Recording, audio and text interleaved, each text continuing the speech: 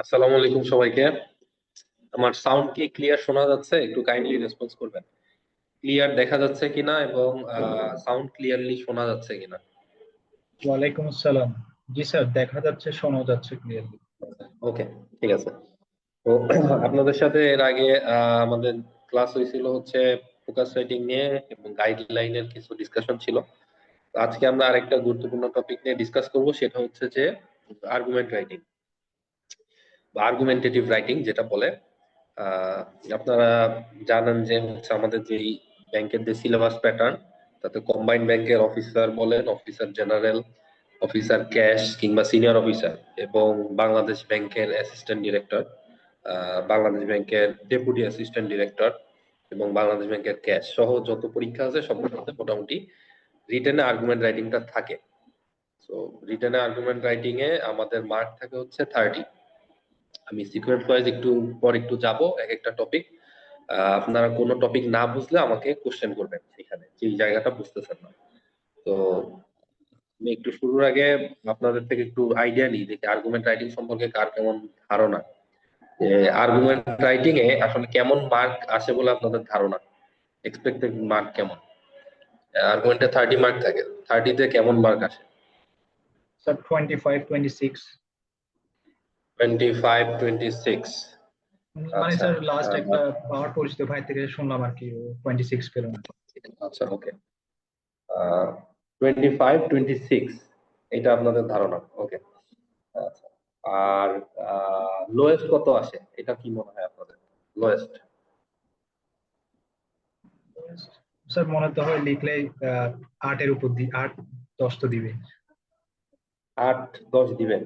আচ্ছা, এখানে একটু বলি, সেটা হচ্ছে যে আপনি যদি ভালো না লিখেন সেক্ষেত্রে 0 পর্যন্ত পাবেন। হ্যাঁ, 8, 10 এটা মানে দিবে এরকম না। আর্গুমেন্টটা হচ্ছে ম্যাথের মতো সলিড মার্ক। হ্যাঁ। তো আমি একটু ক্লিয়ার করি, আপনারা যেটা বলছেন মোটামুটি কাছাকাছি গেছেন। আমি একটু স্পেসিফিক ভাবে বলি, সেটা হচ্ছে যে আর্গুমেন্ট রাইটিং এর ক্ষেত্রে আমরা আমাদের হাইস্ট মার্কিং 29 পর্যন্ত পাওয়া সম্ভব। 28, 29 কথা বুঝতে পারছেন? তো 28, 29 মার্ক পাওয়া সম্ভব। এখন 28, 29 মার্ক তো আসলে সবাইকে দিবে না। লেখার একটা স্ট্রাকচার আছে যেটা আমরা অনেকেই বুঝি না। আপনার হচ্ছে ম্যাথে হচ্ছে 30 মার্ক। আপনি যদি 5টা ম্যাথ করেন 6 মার্ক করে, এবং আমরা অনেক ম্যাথ নিয়ে প্রস্তুতি নেওয়ার পর আপনি আসলে আহ 5টা ম্যাথই কারেক্ট করা সোটা, কিন্তু আর্গুমেন্টের লেখার প্যাটার্নটা যদি জানেন, স্ট্রাকচারটা যদি জানেন, আপনি মোটামুটি ভালো লিখলে 25 এর উপরে পাবেন, খুব ভালো লিখলে 28, 29 এরকম, মানে ম্যাথের মতো মার্ক আসে। এবং এটা যেহেতু লজিক বেসড, আপনি যদি ভালো না লিখেন আপনাকে ওই এভারেজ 10, 12 দিবে না। আপনার লজিক পছন্দ না হলে, লেখার স্ট্রাকচার ঠিক না থাকলে আপনাকে 0 দিবে। এখন এটা হচ্ছে আমাদের অনেকেই জানে না যে আর্গুমেন্টের একটা আলাদা স্ট্রাকচার আছে। আমরা মনে করি যে এটা ফোকাস সেটিং যেমন লেখে এস এর মতো। তো ব্যাপারটা এমন না। ধরেন আপনাকে অ্যাপ্লিকেশন লিখতে বলছে ইউএনও বরাবর, যে আপনি আপনার অঞ্চলে একটা লাইব্রেরির অ্যারেঞ্জ করতে চান উপজেলাতে। তো ইউএনও বরাবর আপনাকে লিখতে হবে। এখন এটার তো একটা আলাদা প্যাটার্ন আছে। এখন আপনি যদি সরাসরি ঢালাও ভাবে লেখেন যে ইউএনও মহোদয়, আমাদের একটা লাইব্রেরির অভাব, আমাদের এটা দরকার, আমাদেরকে দিলে ভালো হয়, এবং এটাতে আপনাকে অ্যাপ্লিকেশনে কত দিবে? আউট অফ 10 0 দিবে। কারণ আপনার স্ট্রাকচার ঠিক নাই। তো আর্গুমেন্টের এরকম একটা স্ট্রাকচার আছে। অ্যাপ্লিকেশনের যেমন আপনার উপরে ডেট দিতে হবে, তারপরে টু দা উপজেলা নির্বাহী অফিসার, একটা প্যাটার্ন থাকে, লাস্টে গিয়ে বিনীত নিবেদন অথবা বিশ্বস্ত। তো আর্গুমেন্টেরও এরকম একটা স্ট্রাকচার আছে, এটা আমরা অনেকেই জানি না। আপনি যদি স্ট্রাকচারটা ফলো করেন এবং ঠিকভাবে লিখতে পারেন, আপনি 28 থেকে 29 পাবেন। আচ্ছা, তাইলে এখানে কয়েকটা জিনিস আমি একটু বলি আপনাদেরকে। আমাদের এখানে টোটাল মার্ক হচ্ছে, আমি একটু কালার চেঞ্জ করে বলি, টোটাল মার্ক হচ্ছে 30। এখানে মার্ক পাওয়া সম্ভব হচ্ছে 28 থেকে 29, যদি ভালো লিখেন। এখন প্রশ্ন হচ্ছে আমি কত পেজ লিখবো, কত পেজ, এবং আমার মার্ক কত, সময় কতটুকু বরাদ্দ? কেউ বলতে পারবেন আর্গুমেন্টের জন্য নর্মালি আমরা কতটুকু সময় পাবো? আর্গুমেন্টের জন্য আমরা নর্মালি কতটুকু সময় পাবো বলে আপনাদের মনে হয় স্যার লেখার জন্য? 15 মিনিট। 15 minute, okay fine. সাধারণত এরকমই আমরা পাবো, খুব বেশি সময় নিলে 20 মিনিটের কাছাকাছি, আহ আর কম নিলে 15। আমি 17-18 মিনিটটা বেশি প্রেফার করি। এখন একদম এক্সাক্ট তো আসলে 17-18 মিনিট ধরা যায় না, কম বেশি হয়, ভ্যারি করে। 17-18 মিনিট। এখন বলেন কত পেজ লিখবো, কত পেজ লিখবো, এটা জাতীয় প্রশ্ন। সব প্রশ্নের ক্ষেত্রে এটা সবচেয়ে বেশি আমাদের কিউরিওসিটি থাকে, কত পেজ লিখতে হবে। Sir 1.5-2 page. হ্যাঁ বলেন। 1.5-2 পেজ। আচ্ছা, 1.5-2 পেজ এরকম না। আমি ব্যাপারটা হচ্ছে আপনাদেরকে আগের ফোকাস ক্লাস যদি করেন, আমি বলছিলাম যে আমরা লিখবো হচ্ছে according to time, not according to page. কত পেজ লিখতেছে এটা না। আমার ফ্যাক্ট হচ্ছে আমি এখন যে ক্রাইটেরিয়া গুলো বলবো আর্গুমেন্টে, এই প্যাটার্ন গুলো ফলো করে আপনি 15 মিনিটে যতটুকু লিখতে পারেন। আপনি যদি আমি যে প্যাটার্ন গুলো বলবো এটা ফলো করে আপনি 5 পেজ লিখতে পারেন, ওকে ফাইন। আপনি যদি এই প্যাটার্ন গুলো ফলো করে 1.5 থেকে 2 পেজ লিখতে পারেন, ফাইন। আমার কাছে এভারেজ স্ট্যান্ডার্ড মনে হয় 3 থেকে 3.5 পেজ। এটা আমার কাছে স্ট্যান্ডার্ড মনে হয়, কারণ আর্গুমেন্টটা ঢালাও ভাবে লেখা যায় না, এখানে অনেক কিছু ভাবতে হয়।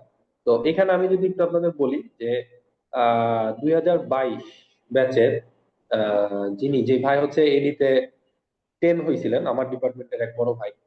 তো উনি আসলে, ওনাকে আমি যখন জিজ্ঞেস করছিলাম, উনি আর্গুমেন্টের সময় একটু কম পাইছিলেন, উনি 1.5 পেজ লিখছেন।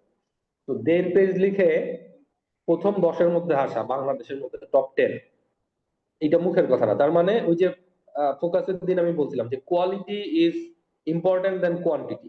আপনি কিভাবে লিখতেছেন, কত দূর লিখতেছেন, তার থেকে বেশি ইম্পর্টেন্ট আপনার লেখাটা কত ভালো হচ্ছে, কত তথ্যবহুল আপনি লিখতে পারতেছেন। ওকে, আচ্ছা। তাইলে আমাকে স্ট্রাকচারটা ফলো করে যাইতে হবে। আমি এতক্ষণ শুধু মানে ভূমিকাতে আসতেছি যে আর্গুমেন্টটা কিভাবে করতে হবে, এটা এখন আমরা যাই না, আমি দেখাবো সব। একটু ধৈর্য নিয়ে থাকবেন, কোন অংশ না বুঝলে। এখন আসেন, what is argument writing. Argument writing জিনিসটা কি? স্লাইড তো মনে হয় দেখা যাচ্ছে ক্লিয়ার। স্লাইড দেখতে পারতেছেন তো সবাই? জি স্যার, দেখা যায়। ওকে। আর্গুমেন্ট রাইটিং ব্যাপারটা হচ্ছে, দেখেন যে in writing an argument is a reasoned opinion or claim. আপনার একটা মতামত অথবা একটা দাবি সাপোর্টেড বাই এভিডেন্স। এই কথাটা খুব গুরুত্বপূর্ণ। মানে আপনি যাচ্ছে তাই ভাবে বললে হবে না, আপনি যেটা দাবি করবেন সেটার পিছনে এভিডেন্স থাকতে হবে। আপনি বাংলা সিনেমার নায়িকাদের মতো ইমোশনালি সবকিছু জয় করতে গেলে হবে না, যে আমার মনে হয়েছে এটা করা উচিত তাই উচিত, কেন করা উচিত বা কেন এটা, এটার পিছনে এভিডেন্স থাকতে হবে। আচ্ছা, তাহলে supported by evidence and used to persuade a reader to believe or accept a particular point of view। এবং এইটা একজন রিডারকে বিশ্বাস করতে বাধ্য করবে যে হ্যাঁ আসলেই ব্যাপারটা এরকম। ধরেন আমি যদি বলি যে বর্তমান সরকার একটি সুষ্ঠু নির্বাচন করতে সক্ষম কিনা, ইয়েস অর নো, আপনি কোন পক্ষে? ধরেন আপনি বললেন সক্ষম, তাইলে আপনাকে এমন ভাবে জিনিসটা রিপ্রেজেন্ট করতে হবে যে একজন রিডার পড়ে তার যেন মনে হয় হ্যাঁ ইয়েস আসলে বর্তমান সরকার সক্ষম। কিংবা আপনি লিখলেন যে না, বর্তমান সরকার ইজ নট ক্যাপেবল, যথাযথভাবে সুষ্ঠু নির্বাচন দিতে পারবে না। তাইলে একজন রিডার পড়ে যেন তার মনে হয় যে না, বর্তমান সরকার সক্ষম না। অর্থাৎ আপনাকে এভিডেন্স দিয়ে সুন্দরভাবে লজিক্যালি রিপ্রেজেন্ট করতে হবে। আমি বুঝাইতে পারছি কিনা? ক্লিয়ার? আচ্ছা, এখন আসেন, আমাদের এই রাইটিং এর মধ্যে 2 রকম ব্যাপার আছে। একটাকে বলে আর্গুমেন্ট রাইটিং, আরেকটাকে বলে অপিনিয়ন রাইটিং। আমরা বেশিরভাগই যেটা লিখে ফেলি সেটা হচ্ছে অপিনিয়ন রাইটিং, কিন্তু আমাদেরকে লিখতে বলা হচ্ছে আর্গুমেন্ট রাইটিং। আমাদের যতগুলো ফোকাসের বই আছে বর্তমান সময়ে বাজারে, বা আমাদের অধিকাংশ স্যাররা যেটা সাজেস্ট করে, সেটা হয়ে যায় অপিনিয়ন রাইটিং, যে আপনি একটা অপিনিয়ন দিবেন। আর্গুমেন্ট রাইটিং আর অপিনিয়ন রাইটিং এর পার্থক্যটা আপনাকে বুঝতে হবে। অপিনিয়ন রাইটিংটা হলো, ধরেন আমি আপনাকে বললাম ঢাকা সিটি থেকে অটো রিক্সা তুলে দেওয়া উচিত কিনা। আপনি বললেন যে হ্যাঁ উচিত, আপনার লজিক এইটা। এবার আপনি আপনার লজিকের পক্ষে লিখলেন। দিস ইজ অপিনিয়ন রাইটিং, আপনার অপিনিয়ন চাইছি আমি। আর what is argument writing? Argument writing এ আপনি একটা পক্ষ নিবেন যে হ্যাঁ অটোরিকশা তুলে দেওয়া উচিত অথবা অটোরিকশা তুলে দেওয়া উচিত না। একটা পক্ষ নেওয়ার পরে আপনি সেইটার সাপোর্টে লজিক দিবেন যে কেন অটোরিকশা তুলে দেওয়া উচিত। এখন আপনি তো সাপোর্টে লজিক দিলেন, আপনার বিপরীত পক্ষেও তো কিছু লজিক থাকতে পারে। অনেকেই থাকতে পারে যারা বলবে যে না, তুলে দেওয়া উচিত না। তাহলে সেই লজিক গুলো কি, সেইটাও আপনাকে বলতে হবে। অর্থাৎ পক্ষেও আপনি বলবেন, বিপক্ষেও আপনি বলবেন।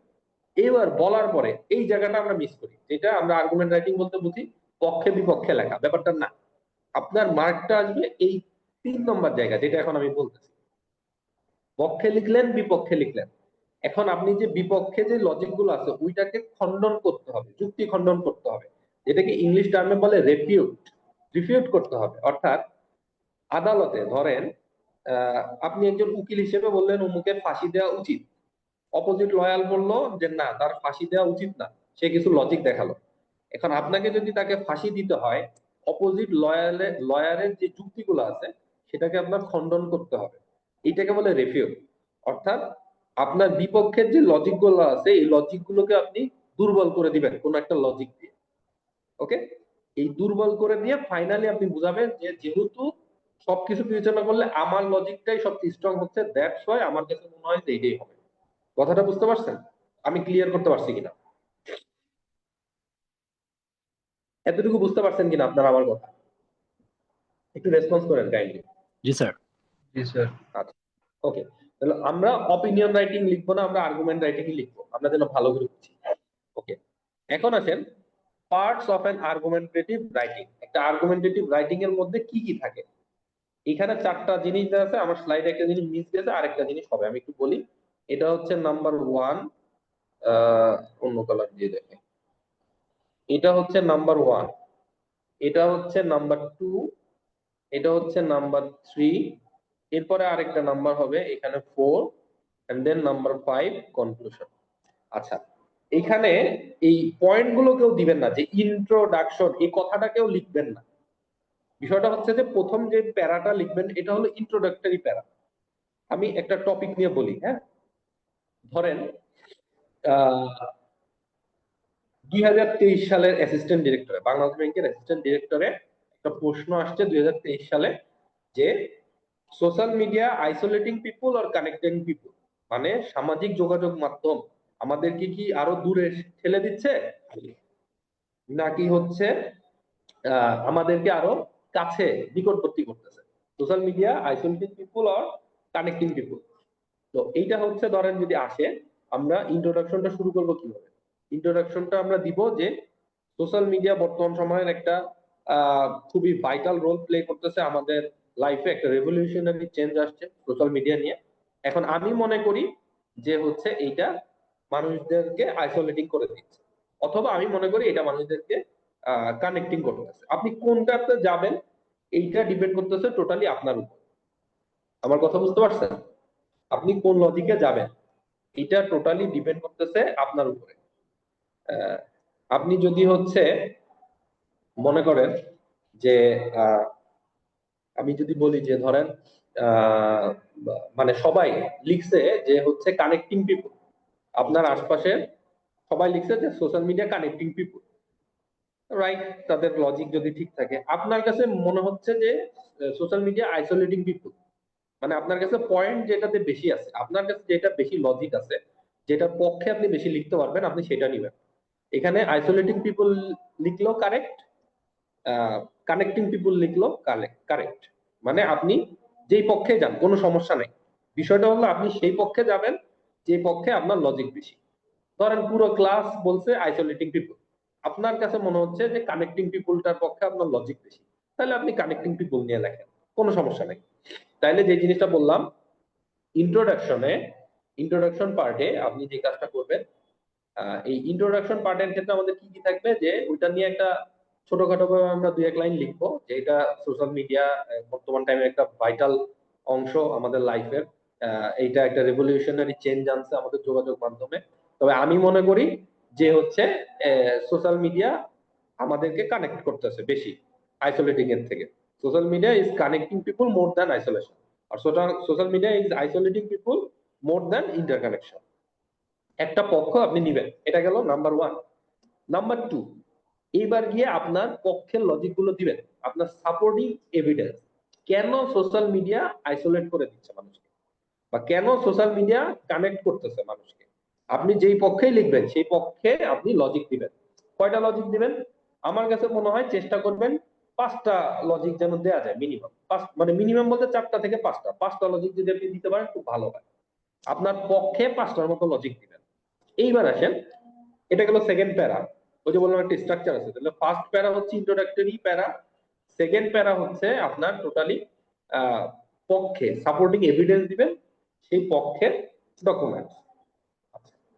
3 নম্বর প্যারা যেটা, থার্ড যে প্যারাটা হবে, এইটা হবে কাউন্টার আর্গুমেন্টস, মানে আপনার বিপক্ষে কি কি লজিক আছে, যে অন দা আদার হ্যান্ড কি কি লজিক আছে। যেহেতু আপনাকে জিততে হবে, তো আপনি চেষ্টা করবেন, যেহেতু আপনাকে জিততে হবে, আপনি চেষ্টা করবেন আপনার পক্ষে যদি আহ আমি একটু দেখাই, আপনার পক্ষে যদি 5টা লজিক দেন, আপনি চেষ্টা করবেন আপনার বিপক্ষে 3টার মতো লজিক দিতে, মানে পক্ষের লজিকটা বেশি দিবেন, পক্ষের লজিকটা বেশি দিবেন, কাউন্টার আর্গুমেন্টস একটু কম দিবেন। আপনি এমন পক্ষটা চুজ করবেন যে পক্ষে আপনার লজিক বেশি। ওকে, এবার দিলাম কাউন্টার আর্গুমেন্ট। কাউন্টার আর্গুমেন্টস এর পরে এটা গেল তাহলে আমাদের 3 নম্বর প্যারা। নাম্বার 4, এই জিনিসটা একটু মিস গেছে, এটা আমি একটু বলি, এটা হচ্ছে রিফিউট করবেন। রিফিউট, এগুলো পয়েন্টের নাম লেখার দরকার নেই, জাস্ট প্যারা। 4 নম্বর পয়েন্টটা তো হলো আপনার বিপক্ষের যে লজিকটা আছে, এই যে বিপক্ষের লজিক গুলো আছে, এটাকে আপনি ড্যামেজ করে দিবেন, যুক্তি খণ্ডন করে দিবেন। এমন লজিক আপনি দেখাবেন যেটাতে এই লজিক গুলোর কোনো ভিত্তি থাকবে না। ঠিক আছে, এরপরে যায় আপনি ফাইনালি কনক্লুশনে আসবেন। 5 নম্বর প্যারা, কনক্লুশন। এবং কনক্লুশনে গিয়ে আপনি বলবেন যে উইথ রেসপেক্ট, অন্যদের উপর রেসপেক্ট রেখে, যে যদিও এটার এই সাইড ইফেক্ট আছে, কিন্তু ওভারঅল পয়েন্ট এবং ডিসকাশন থেকে আমি মনে করি, ফ্রম মাই সাইড বা মাই ভিউ, আমি মনে করি যে সোশ্যাল মিডিয়া কানেক্টিং পিপল, বা আমি মনে করি সোশ্যাল মিডিয়া আইসোলেটিং পিপল। কথাটা বুঝতে পারছেন কিনা, ওভারঅল কথাটা বুঝছেন কিনা, একটু রেসপন্স করবেন আপনারা কাইন্ডলি। ভাই 4 নাম্বার ধাপটা কি বললেন, আরেকবার একটু যদি বলতেন। চার স্যার নাম্বার আরেকবার বলছি একটু যে বলবেন? হ্যাঁ আমি বলবো, আরেকবার বলবো, আপনারা মানে যেটুকু বলছি এইটুকু বুঝছেন কিনা, এটা আছে আমার পরের স্লাইডে আরো আছে, আমি ডিটেলসে বলবো। 5টা অংশ বুঝছেন কিনা। 4 নম্বর, 5 নম্বর, এই 4 নম্বরে বলছি রেফিউট, মানে যুক্তি খণ্ডন করবেন। আমি এক্সাম্পল দিয়ে আপনাদেরকে বুঝাই দিচ্ছি। এই এতটুকু যতটুকু বলছি এতটুকু বুঝছেন কিনা সেটা একটু আমাকে বলেন। জি স্যার, বুঝতে পেরেছি। আমি এবার আপনাদেরকে এক্সাম্পল দিয়ে ডিরেক্ট বুঝাই। ধরেন আহ বর্তমান সমসাময়িক একটা ব্যাপার, বাংলাদেশ এখন ধরেন যে আমাদের চারপাশে যেই সিচুয়েশন, ভারতের সাথে একটা উত্তপ্ত সিচুয়েশন চলতেছে, মায়ানমারের সাথে একটা সিচুয়েশন চলতেছে, পাশে চায়না। তো আপনাকে ধরেন কোশ্চেন দেওয়া হলো যে বাংলাদেশের সামরিক খাতে, প্রতিরক্ষা খাতে আর কি, বাজেট বাড়ানো উচিত কিনা, যে আমরা প্রতিরক্ষা খাতে বাজেট বাড়াবো কিনা, এটা হলো আপনাকে বলছে ইয়েস অর নো। ধরেন আমি দুই পক্ষে বলতেছি, ধরেন আপনি লিখলেন যে সামরিক খাতে বাজেট বাড়ানো উচিত, অথবা লিখলেন সামরিক খাতে বাজেট বাড়ানো উচিত না। যে কোনো একদিকে যাবেন। অনেকেই বলে ব্যালেন্স গেম খেলতে, ফেঞ্চের উপর দাঁড়ায় থাকা, এটা করবেন না। আপনি এদিকেও বললেন ওদিকেও বললেন, এরকম বললে আসলে কোনো ডিসিশন আসতেছে না, স্যাররা এটা পছন্দ করে না। আপনার কাছে যেটা লজিক্যাল মনে হয় আপনি একটা সাইড দেন। আপনাদের কাছে কোনটা বেশি লজিক্যাল মনে হচ্ছে, এটা আমাকে বলেন। যে আমাদের সামরিক খাতে বাজেট বাড়ানো উচিত কি উচিত না? আমরা কিছুদিন আগে বিমান উচিত। দুর্ঘটনা হয়েছে, আমরা দেখলাম যে আমাদের বিমান টিমান খুবই উইক, অনেক আগেকার। আমাদের যুদ্ধের প্রস্তুতি ওরকম নাই। তো সার্বিক বিবেচনায় আমাদের সামরিক খাতে বাজেট বাড়ানো উচিত কি উচিত না, আপনাদের কাছে কি মনে হয়? উচিত স্যার। উচিত। আচ্ছা, ধরেন আপনি বললেন উচিত, আরো দু একজন বলছেন যে উচিত। আমি ধরে নিলাম আপনাদের পক্ষ হচ্ছে উচিত, আপনারা উচিতের পক্ষে লিখবেন। আর আমি মনে করতেছি, আমার লজিক হচ্ছে না, সামরিক খাতে বাজেট বাড়ানো উচিত না। তো আমি দুইটা নিয়ে বলি। প্রথমে আসেন, যারা উচিত বলছেন তারা কিভাবে লিখবেন। তারা প্রথম পয়েন্ট, ইন্ট্রোডাক্টরি পয়েন্ট, আপনি শুরু করবেন যে বর্তমান আমাদের জিওগ্রাফিক যে সিচুয়েশন, তাতে বাংলাদেশ খুব ভাইটাল একটা জায়গায় অবস্থিত। বর্তমানে আমরা আহ অনেকগুলো পরাশক্তির মাঝে বসবাস করতেছি। তো আমাদের প্রতিরক্ষা খাত খুব গুরুত্বপূর্ণ একটা জায়গা, খুব সেন্সিটিভ একটা ইস্যু।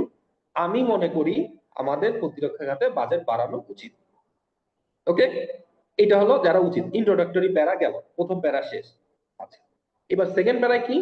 আপনারা বলছেন উচিত, তাহলে উচিতের পক্ষে লজিক দিবেন। তাহলে উচিত কেন? নাম্বার ওয়ান, আমাদের জিওগ্রাফিক সিচুয়েশন, অবস্থা, আমাদের ভৌগোলিক যে অবস্থান। নাম্বার টু, বে অফ বেঙ্গল, বঙ্গোপসাগরে অনেক সম্পদ আছে।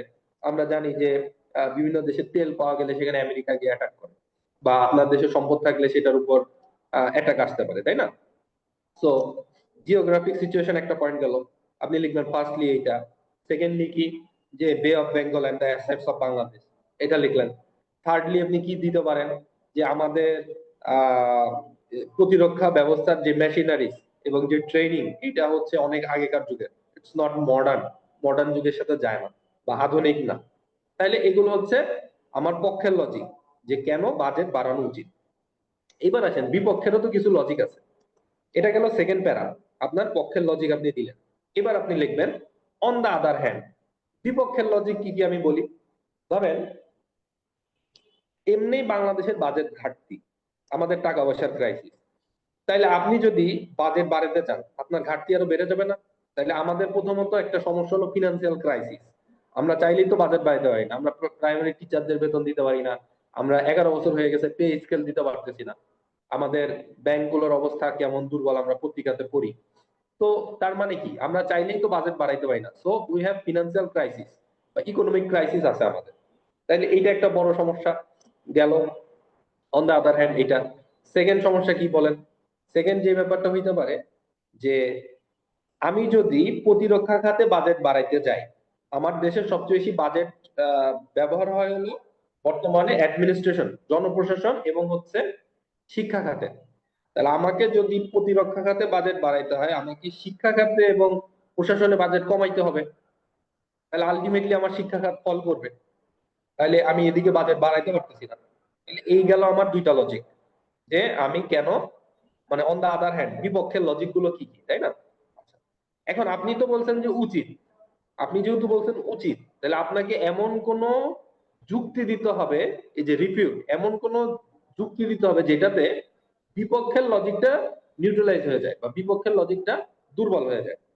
বিপক্ষের লজিক কি ছিল, যে হচ্ছে আমাদের ফিনান্সিয়াল ক্রাইসিস, অর্থের ক্রাইসিস। দ্বিতীয়ত কি, যে হচ্ছে আহ, আমাদের শিক্ষা খাতে, তারপরে প্রশাসনে বাজেট নিয়ে একটা ঝামেলা হবে, তাই না? ঠিক আছে। তাহলে আপনি এখানে কাউন্টার আর্গুমেন্ট কি দিতে পারেন, এই রিফিউট কি করতে পারেন? আপনি বলতে পারেন যে আমরা এই অ্যাডমিনিস্ট্রেশন, ডিফেন্স এবং এডুকেশন তিনটা মিলায় একটা ব্যালেন্স, তিনটা মিলায় একটা ব্যালেন্স বাজেট প্রণয়ন যদি করি, তাহলে আমাদের এই চাপটা থাকে না। Number one. নাম্বার টু, আমরা যে জিনিসটা বলতে পারি সেটা হচ্ছে, আমরা আমাদের তো বিভিন্ন রকম সম্পদ আছে, আমরা ধরেন বিভিন্ন ট্রিটি করতে পারি, যেমন গ্যাস আছে, আমাদের বিভিন্ন সুবিধা আছে। আমরা এটা দিয়ে চায়নার সাথে চুক্তি করতে পারি যে ভাই আমার টাকা নাই, আমি তোমাকে এই ফ্যাসিলিটিস দিব, বিনিময়ে তুমি আমাকে আর্মস দিবা। বহির্বিশ্বের চুক্তি হয়। তার মানে আমরা আমাদের অ্যাসেটের সাথে বিভিন্ন চুক্তি করতে পারি অন্যান্য দেশের সাথে, প্রতিরক্ষা চুক্তি। যখন আপনি এটা বলবেন, তখন আলটিমেটলি কি আপনার বাজেটের ঘাটতির ব্যাপার থাকতেছে? বাজেট কম থাকার বেশি থাকে, আপনি তো লজিক দেখাই দিলেন। সো আলটিমেটলি আপনি জিতে গেছেন, যে এইটা করলে তো আর আমার বাজেট ঘাটতির ব্যাপার থাকে না, আমার যা সম্পদ আছে তাই দিয়ে আমি ডিফেন্সকে আরো স্ট্রং করতে পারি। এই যে দেখেন, ওর বিপক্ষের লজিকটা দুর্বল হয়ে গেল, বিপক্ষের লজিক দুর্বল হয়ে গেল। এবার গিয়ে আপনি কনক্লুশন দিবেন যে যদিও কিছু সমস্যা আছে প্রতিরক্ষা ক্ষেত্রে বাজেট বাড়ানোর ক্ষেত্রে, হ্যাঁ, though it has some demerits, still reviewing the overall points, I think, বা from my side, from my view, I think, আমি মনে করি এখানে এই বাজেটটা বাড়ানো উচিত।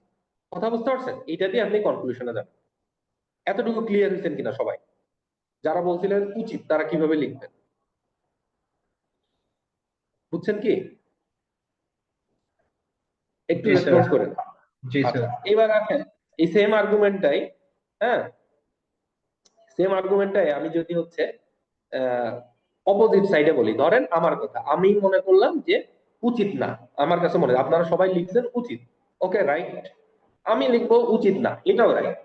খালি লজিক কত ভালো দিতে পারতেছেন, আপনার মার্ক আসবে আপনি কত ভালো লজিক দিতে পারতেছেন, কত ভালো যুক্তি খণ্ডন করতে পারতেছেন তার উপরে। তো ধরেন আমি বললাম সামরিক খাতে বাজেট বাড়ানো উচিত না, তাহলে আমি কিভাবে লিখবো দেখেন। আমি স্টার্ট করব একইভাবে, আপনারা আমার ইন্ট্রোডাকশন সেম থাকবে। ইন্ট্রোডাকশনে আমি শুধু লাস্টে গিয়ে লিখবো যে আমার কাছে মনে হয় সামরিক খাতে উচিত না। বাজেট বাড়ানো উচিত না, লিখলাম, ওকে। সেকেন্ড প্যারা, এবার আমার পক্ষের লজিক কেন উচিত না সেটা যদি আমি দিই, আমার পক্ষের লজিক হবে প্রথমেই, আমাদের ইকোনমিক ক্রাইসিস আছে, ফিনান্সিয়াল ক্রাইসিস, আমি চাইলেই টাকা বাড়াইতে পারবো না বাজেট। নাম্বার টু, আমার দেশে গবেষণা, এডুকেশন মানে এডুকেশন রিসার্চ, হ্যাঁ, এগুলো সাইডে প্রপার সাফিসিয়েন্ট ফান্ডিং নাই, সেখানে আমি এক্সট্রা করে আরেকটা সাইডে বাজেট বাড়াইতে পারি না। আমার পক্ষে লজিক। নাম্বার 3, যে আমি মনে করি আমার দেশের যে ম্যান পাওয়ার আছে এবং আমার যে ডিফেন্স আছে, একটা ছোট দেশ হিসেবে আমি মনে করি এটা সাফিসিয়েন্ট। আমি মনে করি আমার পক্ষে লজিক দিলাম 3টা। এইভাবে আপনি আপনার পক্ষে 3-4টা লজিক দিলেন। ওকে, এবার আপনি যাবেন অন দা আদার হ্যান্ড, এবার আপনার বিপক্ষের লজিক কি কি? বিপক্ষের লজিক ওই যে আপনার জিওগ্রাফিক সিচুয়েশন, মানে অর্থাৎ উল্টা, পুরো উল্টা হয়ে যাবে। আপনার জিওগ্রাফিক এমন সিচুয়েশন যে আপনার যখন তখন যুদ্ধ বেঁধে যেতে পারে, আপনার ডিফেন্স সিস্টেম খুবই দুর্বল। সো বর্তমান সময় 2025 সালে এসে নিজেদের সোভারেনিটির কথা চিন্তা করলে, সার্বভৌমত্বের কথা চিন্তা করলে অবশ্যই একটা ভালো ডিফেন্স সিস্টেম থাকা উচিত। আমাদের এয়ার ডিফেন্স নাই, আমাদের র ডিফেন্স সিস্টেমও খুব দুর্বল। সো আমাদের ডিফেন্স সিস্টেম বাড়ানো উচিত। এটা হলো বিপক্ষের লজিক। এইবার আসেন, এটাকে আমি রিফিউট করবো কেমনে? আমার বিপক্ষের লজিক তো অনেক স্ট্রং, কিন্তু আমি তো বলছি যে বাজেট বাড়ানো উচিত না। তাহলে আমাকে অবশ্যই একটা সলিউশন দেখাইতে হবে, যেই সলিউশন দেখাইলে ওর লজিক গুলো মানে ক্লোজ হয়ে যাবে, আবার আমি যেটা বলছি সেটা অটুট থাকবে। তাহলে আমি কি বলতে পারি? আমি যেটা করতে পারি কাউন্টার আর এই রিফিউটে, আমি গিয়ে বললাম যে বাজেট বাড়ানোই খালি সলিউশন না, আমি বাজেট না বাড়ানোও সলিউশন দিতে পারি। কিরকম? আমি যদি শক্তিশালী যে পরাশক্তি দেশগুলো আছে, ধরেন চীন, আমেরিকা, তাদের সাথে যদি আমি সামরিক চুক্তি করি, তাদের সাথে যদি আমি সামরিক চুক্তি করি, তাইলে কি আমার সামরিক খাতে বাজেট বাড়ানোর দরকার আছে? আমাকে, আমার সাথে যদি তাদের সম্পর্ক ভালো থাকে, আমাকে ভারত অ্যাটাক করলে আমাকে এসে আমেরিকা ব্যাকআপ দিবে, আমাকে চায়না এসে ব্যাকআপ দিবে, আমার আমার সাথে চায়নার বদলে আমাকে রাশিয়া এসে ব্যাকআপ দিবে। মুক্তিযুদ্ধের সময় দিছে না আমাদেরকে। তার মানে কি, আপনার যদি ভালো, আমি যদি ভালো সম্পর্ক বিল্ড আপ করতে পারি, ফরেন রিলেশনশিপ, তাইলে আলটিমেটলি আমার সামরিক চুক্তি এই মানে সামরিক খাতে বাজেট বাড়ানোর দরকার নাই। প্রথম রিফিউট করলাম। আরো কিভাবে রিফিউট করতে পারি দেখেন। সেকেন্ডলি আমি বলতে পারি যে আমি কোন দেশের সাথে এমন সম্পর্কে যাব না যেটা ঝামেলা হয়। আমি সব দেশের সাথে ফ্রেন্ডলি রিলেশন মেনটেন করব, ব্যালেন্স গেম খেলবো। অর্থাৎ আমাদের বাংলাদেশ কনস্টিটিউশন আর্টিকেল নম্বর 25 অনুযায়ী যেটা, যে friendship to all marriage two নান, অর্থাৎ আমরা সবার সাথে সুসম্পর্ক মেনটেন করে একটা ব্যালেন্স গেম যদি খেলতে পারি, তাহলে আমাদের সাথে তো কোনো যুদ্ধ বাঁধার কথা না। বহুত দেশ আছে যাদের সাথে যুদ্ধ বাঁধে না, সুইজারল্যান্ড, এটা সেটা অনেক আছে। তো আমি যদি এটা করি, আমার সামরিক খাতে বাড়ানোর দরকার নাই।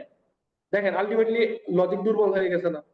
আমার লজিকটা স্ট্রং হয়ে গেছে না, যে তাহলে সামরিক খাতে বাজেট বাড়ানোর দরকার নাই। এইবার যাই আমি কনক্লুশনে যাই লিখবো যে এই যদিও মনে হয় যে বর্তমান সময়ে আমাদের ভালো ডিফেন্স সিস্টেম দরকার, সামরিক খাতে বাজেট বাড়ানো দরকার, কিন্তু উপরের এই ওভারঅল পয়েন্টস ডিসকাস করে আমার কাছে মনে হয় যে সামরিক খাতে বাজেট বাড়ানোটা যৌক্তিক না। বুঝছেন কিনা? কথাটা বুঝতে পারছেন? স্যার আমি আমার কি এখানে কথাটা কি? একটা পয়েন্ট যোগ করতে পারি? হ্যাঁ, বলেন। মানে আমি যদি স্যার ওইখানটায় লিখি যে মানে রিপিট করার ক্ষেত্রে যে আমি হচ্ছে আমার স্কুলের যে রিজার্ভ ফোর্স গুলো আছে যেমন হচ্ছে বিএনসিসি বা স্কাউটিং, তাদেরকে আমি হচ্ছে বেসিক মিলিটারি ট্রেনিংটা দিব, তাহলে তো হচ্ছে আমার মানে আমি এডুকেশনেও বলে করতে পারবো আমি। হ্যাঁ, দিতে পারেন, দিতে পারেন, হবে। আমি তো এটাই বললাম, মানে আপনার, আপনি সেই সাইডটা নিয়ে লিখবেন যেটা সাইডে আপনার লজিক বেশি, এবং এটার জন্য আপনাকে ভাবতে হবে। দেখেন ইনস্ট্যান্ট মাথায় আসে না। আমি তো ইনস্ট্যান্ট বলছি, 2-3টা করে বলছি, বাট আপনি যখন পক্ষে লিখবেন চেষ্টা করবেন পক্ষে 5টার মতো ভালো লজিক দেয়া। আচ্ছা, বিপক্ষে যখন লিখবেন 3টা বিপক্ষে দেয়া, এবং সবচেয়ে গুরুত্বপূর্ণ লাস্টে কি আপনার বিপক্ষের লজিক গুলোকে আপনি ড্যামেজ করে দিতে হবে, দিয়ে আপনাকে জিততে হবে ফাইনালি। ওকে, তো এখন চিন্তা করেন, আপনি যখন ঢালাও ভাবে আর্গুমেন্ট লিখবেন তখন আপনি 5 পেজ লিখতে পারেন, কিন্তু যখন আপনাকে লজিক ভেবে ভেবে লিখতে হবে, আপনি মার্ক পাবেন হলো লজিকের জন্য, কার লজিক কত স্ট্রং। আপনি যখন লজিক দিয়ে দিয়ে সুন্দর করে লিখবেন, তখন গিয়ে আপনি মার্ক ম্যাথের মতো লজিক্যাল যেমন মার্ক দেয়, ম্যাথের মতো 27, 28, 29 পাবেন। আর এভারেজ যখন লিখবেন, লজিক ভালো থাকবে না, স্যার 1, 2, 0 দিয়ে দিবেন। ওকে, তাহলে আমি আবার একটু ব্যাক করি। আশা করি তাহলে আর্গুমেন্টের বেসিক কথাটা আপনারা বুঝতে পারছেন।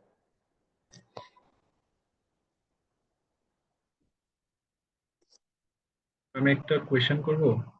হ্যাঁ হ্যাঁ, শিওর, বলেন। স্যার বেসিক্যালি স্যার আমি হচ্ছে আর্গুমেন্টেটিভ রাইটিং এ দুইটা ক্যাটাগরি দেখলাম, একটা হচ্ছে কন্ট্রোভার্সিয়াল আর একটা নন কন্ট্রোভার্সিয়াল। সো হুম। আমাদের ব্যাংক এক্সামে আমাদের কোন ধরনের আর্গুমেন্টেটিভ রাইটিংটা দেয়, আর যদি কন্ট্রোভার্সিয়াল আর নন কন্ট্রোভার্সিয়াল হয়, এদের দুইটার মাঝে কি আমাদের কি ডিফারেন্স হয় একটু রাইটিং স্টাইলে, আর্গুমেন্টের? আচ্ছা, ওকে, ভালো প্রশ্ন করছেন। ব্যাংকের ক্ষেত্রে বেশিরভাগ ক্ষেত্রে কন্ট্রোভার্সিয়াল দেয়, বেশিরভাগ ক্ষেত্রে। তবে ব্যাংক এক এক সময়, আপনি যদি বিগত প্রশ্ন দেখেন সব রকমই আসছে, তবে কন্ট্রোভার্সিয়ালটা বেশি আসে। আচ্ছা, এবার লেখার প্যাটার্নের ডিফারেন্স কি? লেখার প্যাটার্ন হচ্ছে সেম। আপনি আপনার কাছে যেই সাইডটা বেশি লজিক্যাল মনে হবে আপনি সেটাই নেবেন। এখানে সাধারণত ফর আর এগেইনস্টে লিখতে বলে। ইভেন অনেক ক্ষেত্রে আপনাকে বলবে না যে আর্গুমেন্ট লেখেন, আপনাকে বলবে যে এই জিনিসের ফর আর এগেইনস্ট, ফর এন্ড এগেইনস্টে লেখেন, মানে এটার পক্ষে আর বিপক্ষে লেখেন। সেম কথা, ওইটাও আর্গুমেন্টেটিভ রাইটিং, ঠিক আছে? আপনার লেখার প্যাটার্ন সেম থাকবে। এই যে পরের স্লাইডটা দেখলে আর একটু ক্লিয়ার হবে। দেখেন, এখানে আপনাকে how to write an argument, প্রথমে চুজ আ টপিক।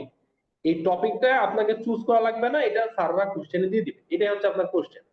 একটা টপিক আপনাকে দিয়ে দিবে, এইবার আপনি একটা পজিশন নেবেন, টেক আ পজিশন।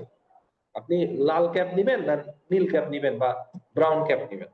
ধরেন অনেকে এই জায়গা ব্যালেন্সে চলার চেষ্টা করে, আপনাকে বললো যৌতুক নেওয়া যৌক্তিক নাকি যৌক্তিক না, আপনি বললেন যৌতুক নেওয়া যৌক্তিক তবে কিছু কিছু ক্ষেত্রে অযৌক্তিক, বা বললেন যৌতুক নেওয়া অযৌক্তিক তবে কিছু কিছু ক্ষেত্রে যৌক্তিক।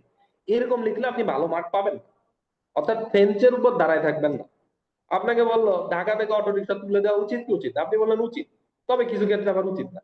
এমন না, আপনাকে লজিক্যালি একটা সাইড আপনি নিবেন স্ট্রংলি। আপনার কাছে তো এটা ভেবে নিবেন যে আপনি কোন সাইডটা ভালোভাবে লিখতে পারবেন। সো আপনার কাছে টেক এ পজিশন, যেইটা আপনার কাছে মনে হয়। আপনার যদি লজিক থাকে যে না ঢাকা থেকে অটো রিক্সা তোলা উচিত না, আপনি তুলবেন না, আপনার লজিক।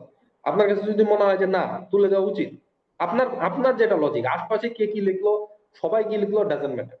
ওকে, নাম্বার 3, গ্যাদার এভিডেন্স।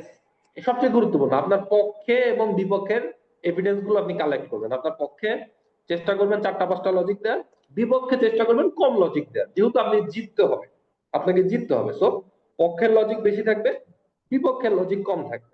তারপরে এইগুলোকে লজিক্যালি রিপ্রেজেন্ট করবে। দেন হচ্ছে এই যে কাউন্টার আর্গুমেন্ট, যেটা বললাম যে আপনার পক্ষের পরে আপনার বিপক্ষের লজিক গুলো দিবেন। আফটার দ্যাট এখানে আরো 2টা অংশ আছে, একটা হলো রিফিউট করবেন, বিপরীত লজিক গুলোকে যুক্তি খণ্ডন করবেন, রিফিউট, এবং লাস্ট হচ্ছে কনক্লুশন। কনক্লুশন, আশা করি বুঝতে পারছেন কথা। এখন আসেন আমরা আরো ডিসকাস করবো আর্গুমেন্ট নিয়ে, আরো দু একটা টপিক আমি ডিসকাস করলে আপনাদের ক্লিয়ার হবে। আমি জাস্ট বুঝাইতে চাচ্ছি যে ইয়েটা বুঝতে পারছেন কিনা, স্ট্রাকচারটা বুঝতে পারছেন কিনা, যে আর্গুমেন্টটা কিভাবে লেখে। আমাদের অধিকাংশ মানুষই আর্গুমেন্ট কিভাবে লেখে এটা জানে না। ইভেন অনেক বইতেও দেখবেন ঢালাভাবে খালি পক্ষে আর বিপক্ষে লেখা, ব্যাপারটা এমন না। এখানে দেখেন আমি অলরেডি 5টা সেগমেন্ট দেখাইছি। আপনার একটা আর্গুমেন্ট রাইটিং এই 5টা অংশ থাকতে হবে, নাইলে আপনার ফরম্যাট ঠিক থাকবে না, ভালো মার্ক পাবেন। ওকে, আমি যদি একটু পরে যাই,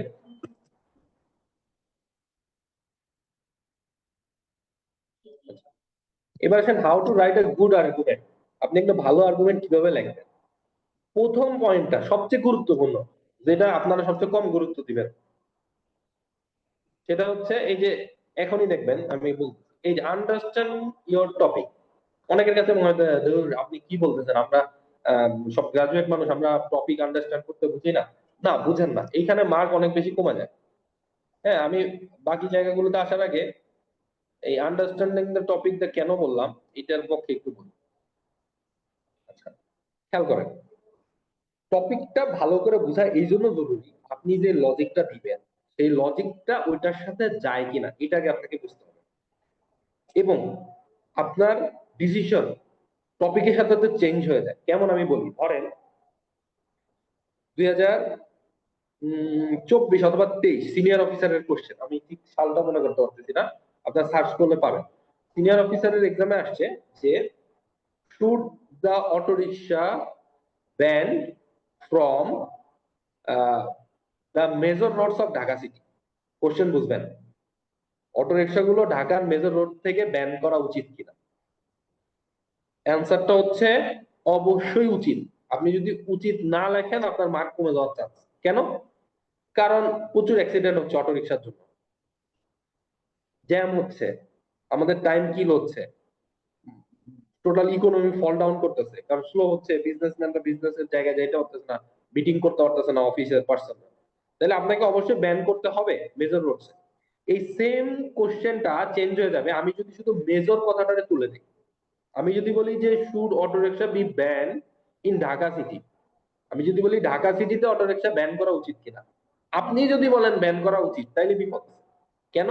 আপনি যদি ঢাকা সিটি থেকে অটো রিক্সা সব ব্যান করে দেন 1.5-2 লাখ 3 লাখ মানুষ অটো রিক্সা চালায়, এদের এমপ্লয়মেন্ট আপনি কিভাবে করবেন? মোটে চাকরি নাই দেশে, আরো এতগুলো আপনি আনএমপ্লয়মেন্ট ক্রিয়েট করে ফেলতেছেন।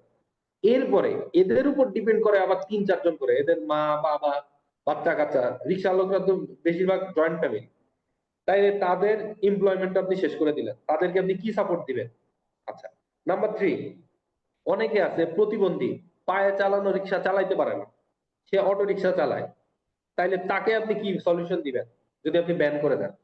নাম্বার 4, অনেক মহিলা মানুষ আছে বাচ্চা নিয়ে রিক্সা চালায়, অটো রিক্সা, আপনারা এগুলো দেখেন ফেসবুকে প্রায়।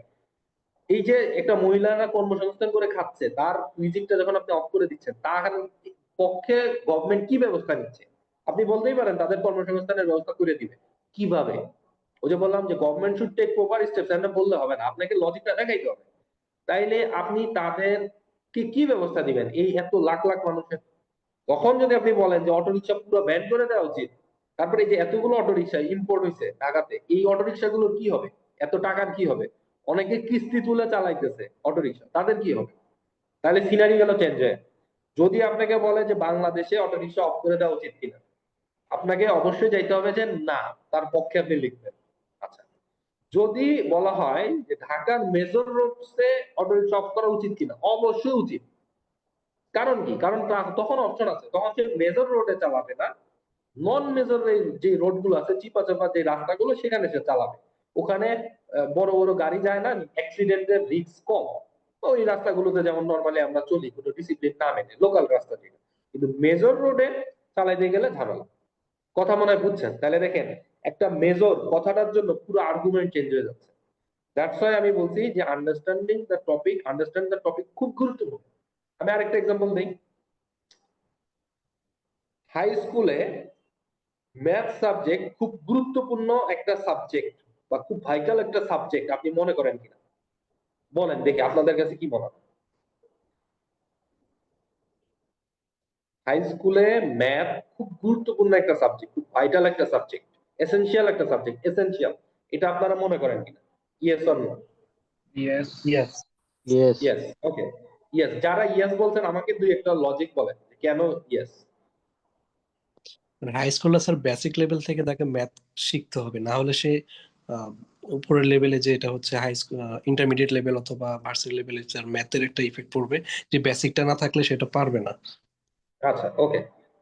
বর্তমানে বাংলাদেশ ব্যাংকে আমার ব্যাচে এক ভাই আছেন, বাংলাদেশ ব্যাংকের অ্যাসিস্ট্যান্ট ডিরেক্টর, উনি ইংলিশ লিটারেচারের। এবং ওনাকে আমি জিজ্ঞেস করলাম, ভাই ম্যাথ কয়টা হয়েছে? বলতে একটা। সে তো আপনার দেশের ইকোনমি মেনটেন করতেছে। গেল। নাম্বার 2, বর্তমান সময়ে সবচেয়ে বড় বড় ধনী যারা আছে, রিচ পিপল, সাকসেস পিপল, এদের মধ্যে কতজন ম্যাথসে ভালো বা ম্যাথসের স্টুডেন্ট ছিল?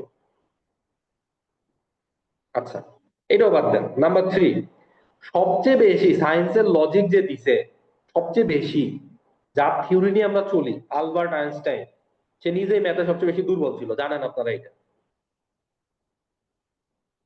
আপনার লজিক দেখেন দুর্বল হয়ে গেছে। বাট স্যার কোশ্চেন এইখানে। হ্যাঁ, বলেন। গভর্নমেন্ট তো আপনি চাইলে আমাদের যে মানে সিস্টেম তো আসলে এটা কখনো অ্যালো করবে না, এটা হচ্ছে মেইন ফ্যাক্ট। যদি না না, আমরা এলাও করা না, আপনাকে, আপনার কাছে তো একটা আর্গুমেন্ট চাওয়া হচ্ছে, মানে কি আপনার অপিনিয়ন চাচ্ছে, গভর্নমেন্ট কি করবে না করবে এটা পরের হিসাব। আপনার কাছে আপনি বলছেন যে এসেনশিয়াল, এসেনশিয়াল, আমি আপনাকে দেখাই দিচ্ছি যে এসেনশিয়াল সারা কত কি হয়ে যাইতেছে, মানে ম্যাথ না পড়া। আপনি বিল গেটস, জাকারবার্গ, তারপর আরো যারা আছে, এই যে আহ, আলিবাবার প্রতিষ্ঠাতা জ্যাক মা সহ আরো ফেমাস ফেমাস যারা আছে, ইভেন ম্যাথে নোবেলই পায় না, নোবেল দেওয়া হয় না। এত বড় একটা অ্যাওয়ার্ড ম্যাথে নাই, সব পাইতেছে আপনার ফিজিক্সে, এটাতে সেটাতে। এরপরে আসেন, ডাক্তার যারা হচ্ছে তাদের ক্ষেত্রে ম্যাথ কতটুকু কাজে দিচ্ছে? ইঞ্জিনিয়ারিং সেগমেন্টের বাইরে বলেন তো। যে লিটারেচার হবে, যে সাহিত্যিক, রবীন্দ্রনাথকে আপনি জিজ্ঞেস করেন তো যে লাইট স্পিডে একটা জিনিস এইভাবে গেলে এটা কতটুকু ছোট হয়ে যাবে, রবীন্দ্রনাথের এটা কাজে দিবে না, নজরুলের কাজে দিবে না লিটারেচার। তাইলে কথা বুঝেন। তাইলে আমি কিন্তু বলছি হাই স্কুলে এসেনশিয়াল কিনা। কিছুদিন আগে তো আগের গভর্নমেন্ট ক্লাস 8 থেকে সব কম্বাইন করে দিছিল, ম্যাথটা সব জগা খিচুড়ি করে, তাই না? দেখেন, তাইলে আমি যখন বলবো হাই স্কুলে এসেনশিয়াল কিনা, তখন কিন্তু এটা এসেনশিয়াল মানে কি, বাধ্যতামূলক, প্রয়োজনীয়, এরকম একটা। হাই স্কুল থেকে তো এটা খুব বেশি প্রয়োজনীয় না, কারণ হাই স্কুলে যে ইঞ্জিনিয়ার হবে বা যে সায়েন্স সেগমেন্টে ভালো করবে থাকবে, তার জন্য ইম্পর্টেন্ট, ওকে ফাইন। কিন্তু যে সায়েন্স সেগমেন্টে যাচ্ছে না, তার জন্য তো আমি খুব বেশি ইম্পর্টেন্স দেখি না হাই স্কুলে। তার প্রাইমারি ম্যাথ দরকার, বেসিক ম্যাথ স্যার আমি কি দরকার। একটু ক্লাস লজিক দিতে 5 পারি? পর্যন্ত তো সে মোটামুটি যে ম্যাথ গুলো পারছে, এই আপনার ফ্যাক্টর বের করা, এটা সেটা ক্যালকুলেশন, যোগ বিয়োগ ভাগ গুণ সরল, মোটামুটি সে জানে।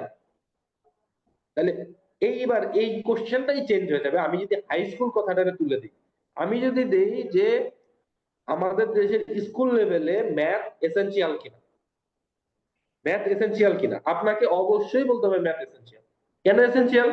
স্কুল লেভেলে ম্যাথ এসেনশিয়াল না হলে আপনার মানসিক বিকাশ হবে না, আপনার মানে বেসিক কনসেপ্ট ক্রিয়েট হবে না ম্যাথের, আপনি কিছুই দিন দুনিয়ার বুঝবেন না। আপনাকে ওই ছোটবেলার মতো বলবে সবুজ কালারের নোটটা ভালো না, লাল কালারটা তোমাকে দেই, তুমি আমাকে সবুজ কালারটা দাও।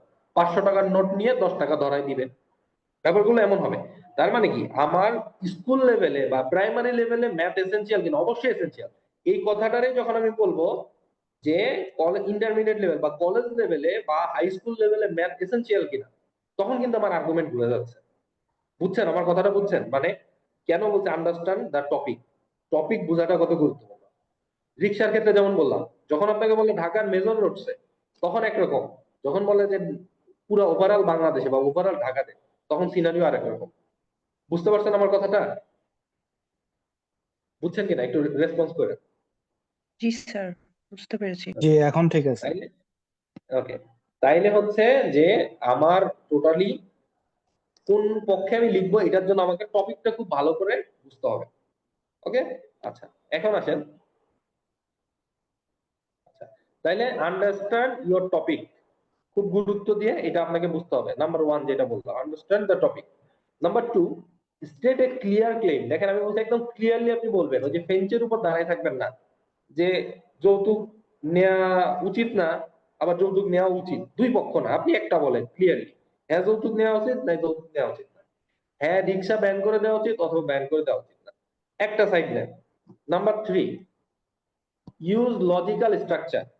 আচ্ছা এই জায়গাটা একটু কথা বলি, ইউজ লজিক্যাল স্ট্রাকচারটা কেন বলছি। ধরেন আপনি একটা তর্ক, এটা তো একটা আর্গুমেন্ট, তর্ক, আপনি একটা তর্ক অনেকভাবে জিততে পারেন। ইলজিক্যাল কিছু ইউজ করা যাবে না, আপনাকে লজিক্যালি বলতে হবে। এখন আপনি যদি স্টার জলসার মতো বলেন যে 98 পাইছিলাম আর 2 মার্ক কেন পাইনি জানেন, কারণ কলমের কালি শেষ হয়ে গেছে, এইটা তো লজিক্যাল না। আপনার আশপাশে মানুষের কাছে আর কলম ছিল না, এই কারণ থেকে কলম নিতে পারেন নাই। আপনি পরীক্ষা দিতে গেছেন, একটা কলম নিয়ে যান না এক্সট্রা, স্যারের কাছে যাইলে তো স্যার কলম দেয়। তো এই যে ইলজিক্যাল একটা কথা যে 2 মার্ক পাই নাই, কলম কালি শেষ হয়েছে, এমন ইলজিক্যালি কোনো কথা বলা যাবে না। যেটাই বলবেন উইথ এভিডেন্স, প্রথমে আমি বলছি সেটা এভিডেন্স থাকতে হবে, লজিক থাকতে হবে। আমি যতগুলো দেখেন পক্ষে বিপক্ষে বলছি, একটা লজিক দিয়ে বলছি। হ্যাঁ লজিক স্ট্রং হইতে পারে, দুর্বল হইতে পারে, চেষ্টা করতে হবে যত স্ট্রং লজিক দেওয়া যায়। ওকে, এরপরে আসেন।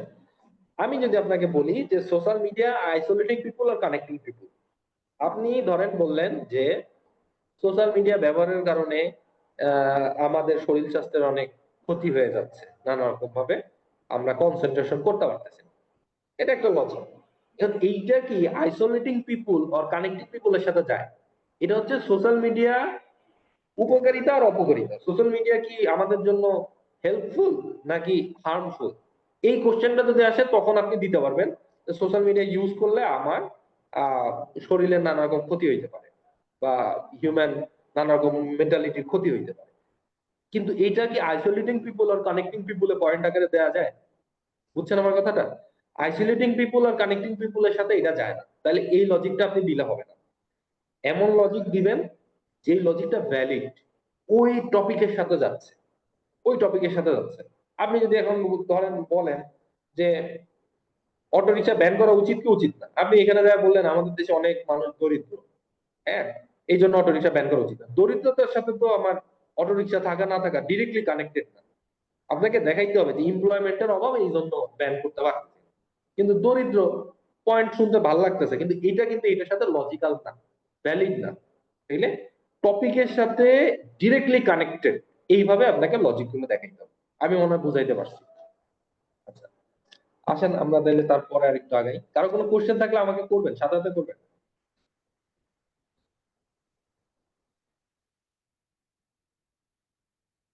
আচ্ছা তাহলে ইউজ লজিক্যাল স্ট্রাকচার। গেল। দেন হচ্ছে প্রোভাইড এভিডেন্স এন্ড এক্সাম্পল। আচ্ছা, এইটা একটু বলি। Provide evidence and example. Evidence তো অবশ্যই দিবেন যদি আপনার কাছে এভিডেন্স থাকে। আর এক্সাম্পলটা কি? আপনি যদি এক্সাম্পল দিয়ে কোনো একটা কিছু দেখাইতে পারেন সেটা আরো ভালো হয়। কেমন? ধরেন প্রতিরক্ষা খাতে বাজেট বাড়ানো উচিত কিনা, এটার পক্ষে বিপক্ষে আমরা আর্গুমেন্ট করছিলাম। তো আপনি যদি এর সাথে আর একটু অ্যাড করে দিতে পারেন যে অমুক দেশ, ধরেন কথার কথা হংকং প্রতিরক্ষা খাতে বাজেট বাড়াইছিল, কিন্তু বাড়ানোর পরেও তাদের প্রতিরক্ষা খাত খুব একটা ডেভেলপ করে নাই। তাইলে আমি একটা রিয়েল এক্সাম্পল দেখাই দিলাম যে বাজেট বাড়ানোর পরেও প্রতিরক্ষা খাত ডেভেলপ হয় নাই। তো আলটিমেটলি বাজেট বাড়ানোটা কোনো সলিউশন না। কথা বুঝতে পারছেন? এরকম যদি রিয়েল লাইফের কোনো এক্সাম্পল থাকে যেটা রিয়েল লাইফে ঘটছে, তাহলে আপনি এটা আনতে পারেন। যে আপনি যদি দেখাইতে পারেন যে অমুক দেশ অটোরিকশা তুলে দিছিল, কিন্তু অটোরিকশা তুলে দেওয়ার পরেও অ্যাক্সিডেন্ট রেট কমে না, তাইলে আপনি আলটিমেটলি বলতে পারেন যে অটোরিকশা তুলে দেওয়ার কোনো সলিউশন না। কথা বুঝতে পারছেন? তাইলে প্রোভাইড এভিডেন্স এন্ড এক্সাম্পল। আচ্ছা, অ্যাড্রেস কাউন্টার আর্গুমেন্টস, যে কথাটা বলছি যে আপনার বিপক্ষে যে লজিক গুলো আছে সেটা আপনাকে বলতে হবে। কাউন্টার আর্গুমেন্টস গুলো কি কি আছে। আচ্ছা, তারপরে যদি আমরা একটু যাই। আচ্ছা, ইউজ ক্লিয়ার এন্ড পারসুয়েসিভ ল্যাঙ্গুয়েজ। আপনি যেই কথাটা বলবেন কোনো জড়তা রেখে বলবেন না, একদম ক্লিয়ার কথা বলবেন।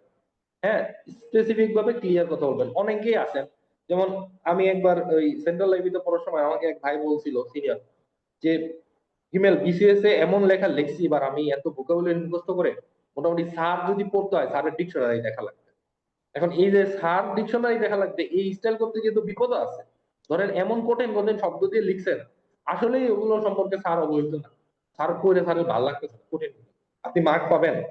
আপনি মার্ক পাবেন না, বা একটা অ্যাভারেজ মার্ক পাবেন। এখানে কত কঠিন শব্দ ব্যবহার করলেন, এই জন্য আপনি মার্ক পাবেন না। এখানে আপনি মার্ক পাবেন কতটা স্ট্রং লজিক আপনি দিতে পারতেছেন এবং কত স্ট্রংলি সেই লজিক গুলোকে আপনি খণ্ডন করতে পারতেছেন, রিফিউট করতে পারতেছেন। এটা আপনাকে মার্ক দিবে। সো ক্লিয়ার ভাবে বলার চেষ্টা করবেন, কোনো জড়তা না রেখে পেঁচায় মেঁচায় না, স্পেসিফিক স্পেসিফিক ভাবে বলার চেষ্টা করবেন। আচ্ছা, গেল। Number 7, stay objective and respectful. আচ্ছা, রেসপেক্টফুল এবং অবজেক্টিভ। অবজেক্টিভ বলতে আপনি যেই জিনিসটা নিয়ে লিখতেছেন ওই ট্র্যাকেই থাকবেন। ধরেন এই একটু আগে যেটা বললাম যে সোশ্যাল মিডিয়া আইসোলেটিং পিপুল আর কানেক্টিং পিপুল, এর মাঝে যদি আপনি পয়েন্ট ঢুকাই দেন একটা, যে সোশ্যাল মিডিয়া ব্যবহারের কারণে আমাদের ছেলে মেয়েরা বিভিন্ন দিকে ডাইভার্ট হয়ে যাচ্ছে বা মনোযোগ কমে যাচ্ছে, কিংবা দিলেন এটার কারণে শরীরের অনেক ক্ষতি হচ্ছে, এইটা আসলে সোশ্যাল মিডিয়া আইসোলেটিং পিপুল আর কানেক্টিং পিপুলের সাথে যায় না। তাহলে এই আজাইরা টপিক আপনার ঢুকানোর দরকার নেই। এটা হলো আপনি একদম অবজেক্টিভ থাকবেন নিজের যেই টপিক নিয়ে আগাইতেছেন পয়েন্ট সেখানে। আর রেসপেক্টফুল কেন? ধরেন ওই যে শুরুতেই আপনারা বললেন কি প্রতিরক্ষা খাতে বাজেট বাড়ানো উচিত, আপনারা বলছেন, আমার কাছে মনে হয়েছে বাজেট বাড়ানো উচিত না।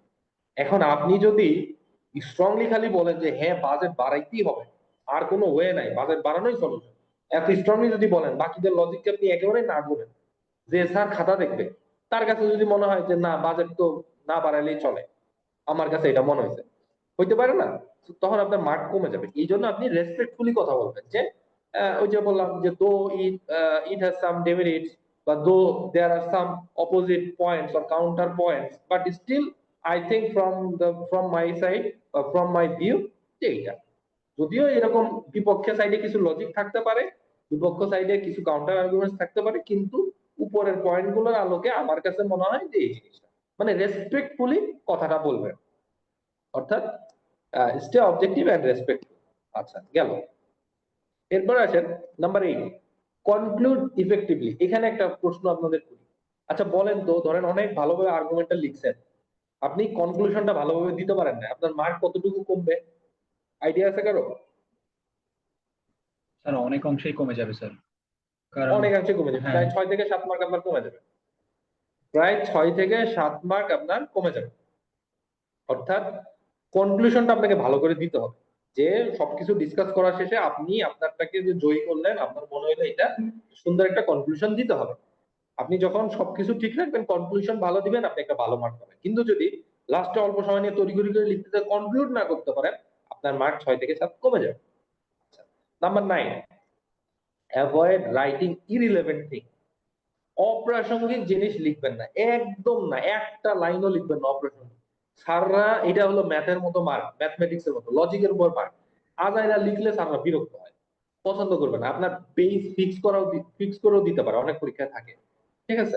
তো এই জন্য অপ্রাসঙ্গিক কিছু লিখে খাতা ভরাবেন না। আপনারা অলওয়েজ মনে রাখবেন, অ্যাটলিস্ট ব্যাংকের এক্সামে, আমি বিসিএস এ যাবো না, অ্যাটলিস্ট ব্যাংকের এক্সামে ছাতা মাথা আগা মাথা এগুলো লিখে খাতার পেজ বানানোর কোনো মাহাত্ম নাই। আপনার কাছে মনে হইতে পারে যে এই প্রশ্নটা আমি পারতেছি না, একটা সেরা বেড়া করে লিখে আসি 1.5-2 পেজ, বিশ্বাস করেন আপনাকে জিরোই বসাই দিবে, ছাত্রদের ভালো না লাগে। ওই মায়া দয়া করে চিন্তা করবে না যে লিখছে তো কিছু একটা দেই, পাস দেই, 20-এর মধ্যে পাস দেই না, 20-এর মধ্যে পাস দিবেন। এভারেজ মার্ক ব্যাংকে এভাবে দেয় না। আপনার ভালো হলে ভালো মার্ক দেয়, তাহলে খুবই কম মার্ক দেয়।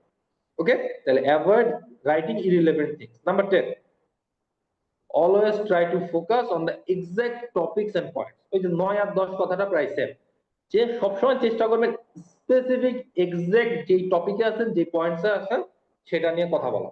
আমি বুঝতে পারছি, এর বাইরে কোনো কিছুতে যাবেন না। আচ্ছা, এতটুকু মনে হয়, আশা করি কারো কোনো সমস্যা নেই। এখন আছেন আমি যদি কয়েকটা আর্গুমেন্ট নিয়ে আপনাদের সাথে একটু ডিসকাস করি। এখানে সবগুলো ইম্পর্টেন্ট না, আমি যদি বলি, ধরেন, স্যার একটা প্রশ্ন করবো। হ্যাঁ বলেন। স্যার আর্গুমেন্টেটিভ রাইটিং এর ইন্ট্রোডাকশনে থিসিস স্টেটমেন্ট আর কি, থিসিস স্টেটমেন্ট অনেক সময় দেখা যায় যে আমরা বডি প্যারাগ্রাফ কি নিয়ে আলোচনা করব ওগুলো হচ্ছে যে থিসিস স্টেটমেন্টে উল্লেখ করা থাকে আর কি। তো ওটাকে আমরা কি উল্লেখ করব নাকি, যেমন স্যার বলতে চাচ্ছিলাম ধরেন আহ গাড়ি কেনার ক্ষেত্রে আর কি আরবান এরিয়াতে, তাইলে আমাদের জন্য ওই যে সেফটি কমফোর্ট এগুলো কি থিসিস স্টেটমেন্টে আলোচনা করব, ওই যে বডি প্যারাগ্রাফে যে এগুলো লিখবো, নাকি জাস্ট এটাই বলে দিব যে অ্যাডভান্টেজ আর ডিসঅ্যাডভান্টেজ আমরা নিচে আলোচনা করবো, এরকম কিছু? আচ্ছা, মানে আপনার কোশ্চেনটা আমি যদি বুঝে থাকি, আপনি বলতে চাচ্ছেন যে একটা আরবান এরিয়াতে গাড়ি কেনাটা কিনবো কি কিনবো না, বা গাড়ি কেনাটা পারমিট করা উচিত কি উচিত না, এটা অ্যাডভান্টেজ বা ডিসঅ্যাডভান্টেজ, জি জি। এটার ক্ষেত্রে এটা হিস্টরি বা এটা ডিটেলস লিখবেন কিনা, এই তো? হ্যাঁ, ওই যে বডি প্যারাগ্রাফের যে সাপোর্টিং আইডিয়া গুলো দিব ওটাকে ইন্ট্রোডাকশনে মানে উল্লেখ করবো কিনা ওটা জানতে চাচ্ছি। আচ্ছা, এখানে আপনি ইন্ট্রোডাকশনে দিতে পারেন, ইন্ট্রোডাকশনটা চেষ্টা করবেন, ইন্ট্রোডাকশনটা 4-5 লাইনে। মানে আমার কথা হলো, খুব বেশি ডিটেলস লিখবেন না, মানে অনেকগুলো কথাকে সাম করে নিয়ে আসার চেষ্টা করবেন 1-2 বাক্যে। আমার কথা বুঝছেন? যে ধরেন, আমার বাজেট ঘাটতি, আমাদের ঘাটতি বাজেট, এইটা সেটার ক্রাইসিস, হ্যান ত্যান, এগুলো না লিখে আপনি শর্টলি জিনিসটাকে যখন পয়েন্ট আকারে লিখবেন যে ফিনান্সিয়াল ক্রাইসিস, ঠিক আছে, এই টাইপের। একইভাবে ইন্ট্রোডাকশনটা যখন দিবেন, ছোট করে দেওয়ার চেষ্টা করবেন 4-5 লাইনে। মানে আপনি যা বললেন পুরো কথাটাকে ছোট করে আনার চেষ্টা করবেন। ডিটেলসে লিখলে তো অনেক লেখা যায়, অনেক লিখবেন না। মানে এইটা এরকম, আমি যদি বলি ধরেন এতটুকু ইন্ট্রোডাকশন হলো, তারপরে আপনার পয়েন্ট আকারে হবে, হ্যাঁ, ফার্স্টলি সেকেন্ডলি এইভাবে প্যারা প্যারা করে তারপরে গেল, এইভাবে। মানে জি খুব স্যার, বেশি বুঝতে পেরেছি। ডিটেলস যে ধরেন না স্যার, ওটা স্যার গাড়ি জাস্ট বডি বেনিফিট, প্যারাগ্রাফের একটা আইডিয়া দিব যে মানে কি নিয়ে আলোচনা করতেছে ওইটাই। হ্যাঁ হ্যাঁ হ্যাঁ। হ্যাঁ, মানে বড় করে না, জাস্ট একটা আইডিয়া আর কি, যে বডি প্যারাগ্রাফে এই এই ইস্যু নিয়ে আলোচনা করা হবে ওটাই। আমি আমি আপনার কোশ্চেনটা বুঝি না, আরেকবার একটু বলেন। যেমন স্যার সাপোজ একটা প্রশ্ন আসলো যে আরবান এরিয়াতে গাড়ি কেনার অ্যাডভান্টেজ হবে না ডিসঅ্যাডভান্টেজ হবে। সো আমি, ডিসঅ্যাডভান্টেজ হবে, হ্যাঁ okay. হ্যাঁ, আমি বলতে চাচ্ছিলাম যেমন আমি ইন্ট্রোডাকশন শুরু করলাম কোন একটা জেনারেল স্টেটমেন্ট দিয়ে, তারপর এরপরটা আবার ওই যে স্টেটমেন্টটাকে ওটা আবার রিরাইট করলাম, তারপর লাস্টের দিক দিয়ে যেটা থিসিস স্টেটমেন্ট থাকে, তো এখানে বলতে গেলাম যে হ্যাঁ মানে গাড়ি কেনাটা হচ্ছে একটা কমফোর্ট সেফটি দিবে, আর অন্যথায় হুম, হচ্ছে এক্সপেন্স ক্রিয়েট করবে। এই হুম, তিনটা হুম, জিনিস হচ্ছে বডি প্যারাগ্রাফের, আমার ওই যে তিনটা বডি প্যারাগ্রাফ থাকবে না সাপোর্টিং আইডিয়া কি, এরপর আমি ডিটেলস হুম, করব।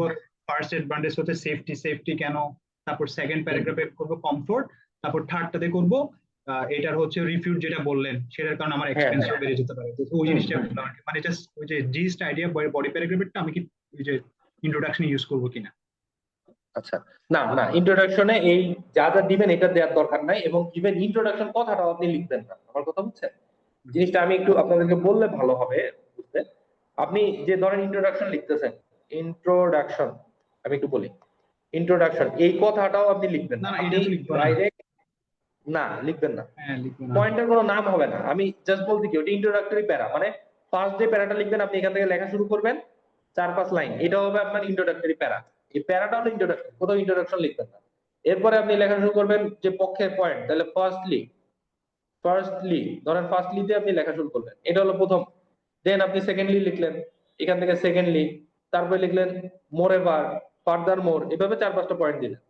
দেওয়ার পরে তারপরে আপনি চলে যাবেন হচ্ছে অন দা আদার হ্যান্ড আপনি কোথাও ওই কাউন্টার আর্গুমেন্টস কোনো পয়েন্ট ইউজ করবেন না। এরপরে আপনি মানে এরকম কাউন্টার আর্গুমেন্ট দিয়ে লিখবেন এরকম না, আপনি কোনো পয়েন্টই লিখবেন না, আর্গুমেন্টে কোনো পয়েন্ট লিখবেন না, মানে সাব পয়েন্টের মতো লিখবেন, পয়েন্টের নাম লিখবেন না। আপনি লিখবেন ওই পয়েন্টের লজিক ধরেন ফার্স্টলি লিখলেন, সেকেন্ডলি মোর, এবার এর শেষ গেল পক্ষে।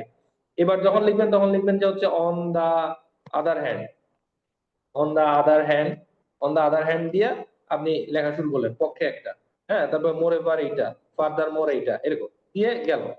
এরপর আপনি রিফিউট করবেন, রিফিউটের ক্ষেত্রেও কোনো রিফিউট বা কিছু কোনো পয়েন্ট লিখবেন না, আপনি জাস্ট ওখানে লজিকটা দিবেন যে যদিও দো, আপনি এখানে দিলেন দো there are some counter arguments, but আপনি ধরেন যে যেটা করতে পারেন যে এটা এটা যদি আমরা করি তাইলে আর আমার এইটার দরকারই পড়ে না, দিলেন, শেষ করলেন এটা।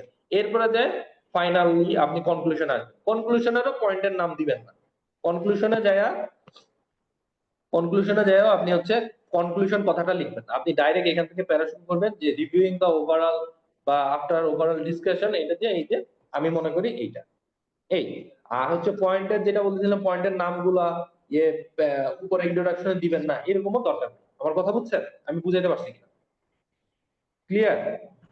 জি স্যার। আচ্ছা, ওকে। এখন আসেন আপনাদের সাথে কয়েকটা টপিক নিয়ে আমি একটু ডিসকাস করি, আর্গুমেন্ট নিয়ে। আপনাদের পক্ষে বিপক্ষের লজিকটা একটু তাইলে আরো ক্লিয়ার হবে। আপনার মেইনলি সময়টা যাবে হলো ওই পক্ষে বিপক্ষে লিখতে। আচ্ছা, সেটা হচ্ছে একটা গুরুত্বপূর্ণ টপিক আমি যদি বলি, শুড ইন্টারনেট, দেখতে পারতেছেন মনে হয়, should internet access be free, internet access free করে দেওয়া উচিত কিনা। ধরেন এটা আসছে যে ইন্টারনেট অ্যাক্সেস ফ্রি করে দেওয়া উচিত কিনা, আপনাদের কাছে কি মনে হয়? উচিত কয়জনের মনে হয় আর অনুচিত কয়জনের মনে হয় বলেন, নাহলে মেসেজ দেন, আমি একটু দেখি কতজন উচিত আর কতজন অনুচিতের পক্ষে। কতজনের মনে হয় যে উচিত আর কতজনের অনুচিত, একটু লেখেন, আমি একটু দেখি যে ইন্টারনেট অ্যাক্সেসটা ফ্রি করে দেওয়া উচিত কিনা। এখন তো আমরা টাকা দিয়ে ইন্টারনেট কিনি, মোবাইলে বা ওয়াইফাইতে টাকা পে করতে হয়, এটা সরকারি ভাবে ফ্রি করে দিবে সবাই, এটা ফ্রি করে দেওয়া উচিত কি উচিত? উচিত।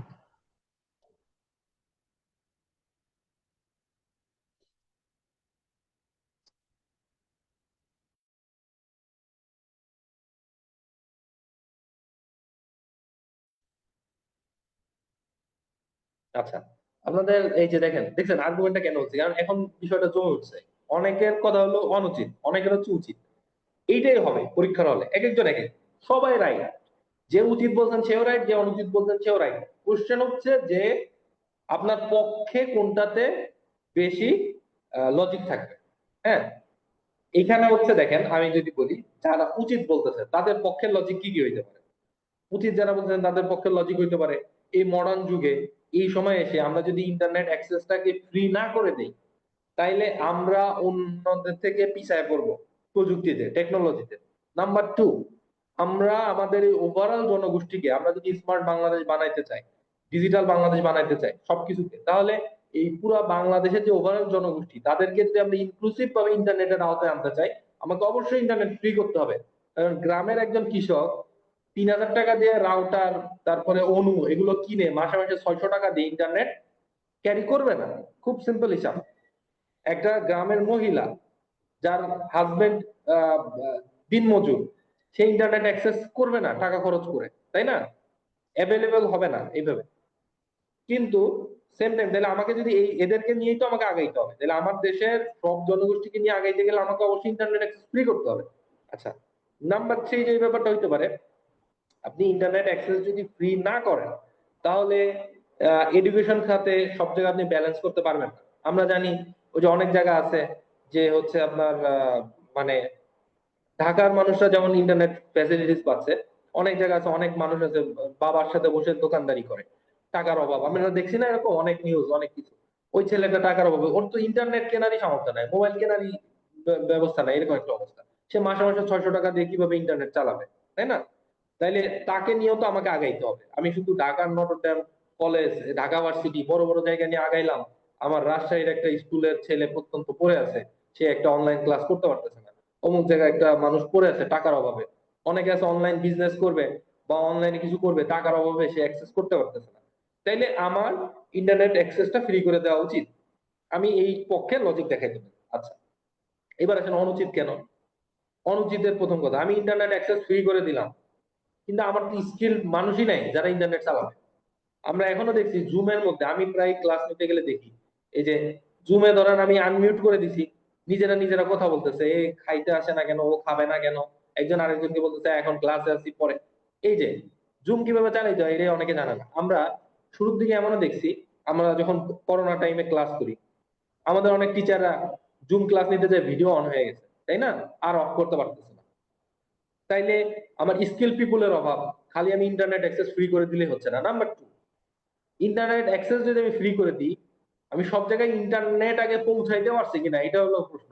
এমন অনেক জায়গা আছে গাছের উপরে বসে বসে ক্লাস করে। আমি আমার বাসাতে এমন অবস্থা ছিল, ইন্টারনেট বারান্দায় বসে, বারান্দার একটা চিপা ওই জায়গায় নেট পাওয়া যায়, ওখানে বসে আমার ক্লাস করা লাগে। তার মানে কি, আমি ইন্টারনেটটা সবার মাঝে আগে দিতে পারছি কিনা অ্যাক্সেস ফ্রি করার আগে, এটা আমাকে এনশিওর করতে হবে, যেটা আমি এনশিওর করতে পারি নাই। আচ্ছা, নাম্বার থ্রি, কি কি হইতে পারে? এইটা দিলে এটার মিস ইউজ অনেক বেশি হইতে পারে। আমি ইন্টারনেট অ্যাক্সেস, সরকার মনে করেন দিল ইন্টারনেট অ্যাক্সেস ফ্রি করলে ছেলেপেলেরা পড়াশোনা করবে, নারীরা উদ্যোক্তা হবে, হ্যাঁ, অথচ দেখা গেল আমাদের দেশের নারীরা সব ইন্টারনেট অ্যাক্সেস ফ্রি করাতে মোবাইল স্টার জলসা দেখতে বসে গেছে। স্টুডেন্টদেরকে ইন্টারনেট অ্যাক্সেস ফ্রি করে দেওয়া হয়েছে, তারা অনলাইন গেমিং শুরু করে দিছে।